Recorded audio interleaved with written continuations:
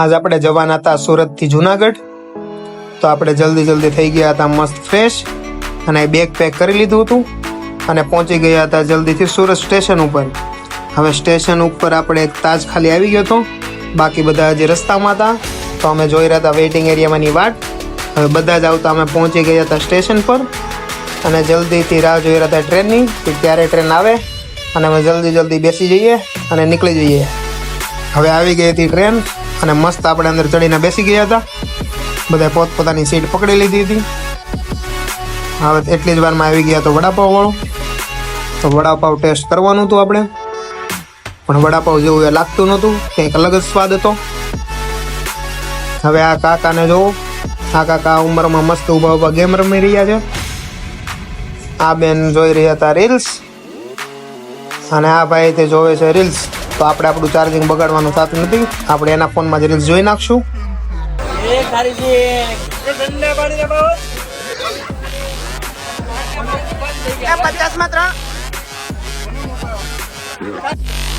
લોકલમાં બેસીને પણ આવી રહી હતી મજા, કારણ કે પબ્લિક આવતું જતું હતું નવું અને નવું પબ્લિક આવે એટલે મજા લેવાની પણ મજા આવે.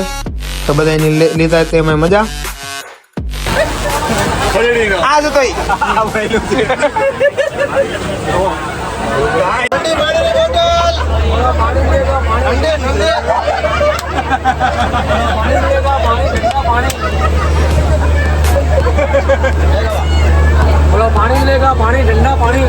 લોકલમાં બેસીને પણ તમે ખુશી જોઈ શકો છો, તો મજા આવે માણસોથી, નહીં કે જગ્યાથી. તો હવે આવું આપણે પ્લાન બનાવી નાખ્યું હતું અને આ ભાઈ હતા એના આર્ટિસ્ટ કે જેણે બનાવ્યું હતું. બધા બેઠા હતા અલગ અલગ, તો ગમે એ રીતે એડજસ્ટ કરીને બધા એક જગ્યાએ આવી ગયા હતા. સીટ મસ્ત સામે લઈ લીધી હતી. હવે આવવાની હતી બહુ વધારે મજા.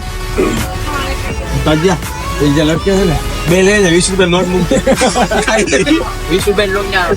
20 રૂપિયા નોટ એમાં મૂકતે 10 રૂપિયા આપણે મોંઘું પડે.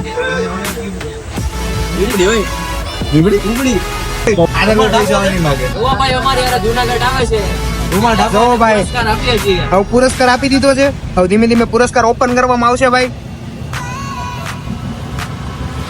ગૌરવભાઈ ને શું હાથ ઉપર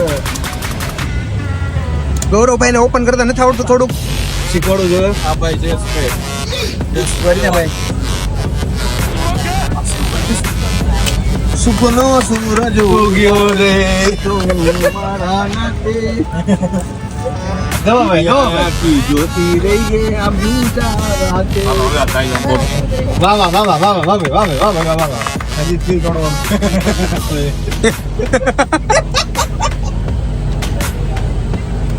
આનંદ જોવો, આનંદ ચહેરા ઉપર ઓપન કરવાનો. ધીરે નો કીધું ને.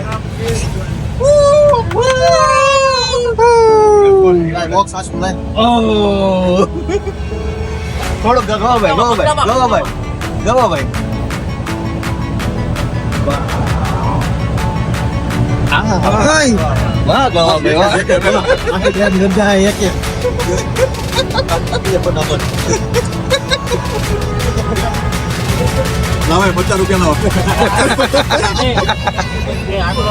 પછી અમે લૂડો રમવાનું ચાલુ કર્યો, કારણ કે ટ્રેનમાં થોડોક ટાઈમ જતો નહોતો અને થોડુંક કંઈક નવું કંઈક યુનિક કંઈક મજા આવતી હતી. તો બધાની કુકરી મારવાની તો મજા આવતી જ હોય છે. પછી ટ્રેનમાં વધતું જતું હતું પબ્લિક, તો પબ્લિક વધવાની સાથે નાના મોટા ઝઘડા ચાલુ જ હોય. તો અહીંયા આ લોકોએ ચાલુ કરી દીધું હતું સીટ માટે કેસેટ. તો એ કેસેટ સાંભળીને આપણો ટાઈમ મસ્ત જતો હતો. જે કેળા ઉપર ગૌરવની બધા નજર નાખી રહ્યા હતા એ તાજના જ ફાવી જતું. થેન્ક યુ માસી.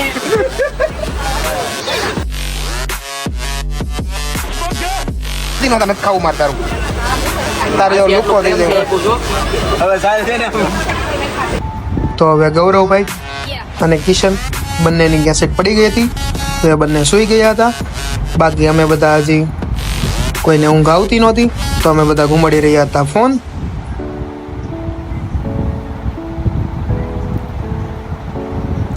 આ જો આખા ગામની પત્તર ઠોકી નાખી છે અને પોતે ભાઈ મસ્ત શાંતિથી સૂતા છે. જગ્યા ગમે એ હોય, કૂવું એને જગ્યા મળી જ જાય. તો ભાઈ પોતાની જગ્યા બીજે ક્યાંય ન મળતા ચડી ગયા હતા ઉપર.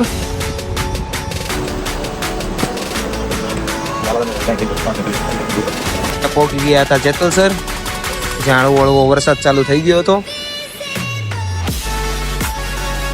પણ ઘણી ગરમી પછી થોડી ઠંડક થઈ હતી. રાહત મળી અમને.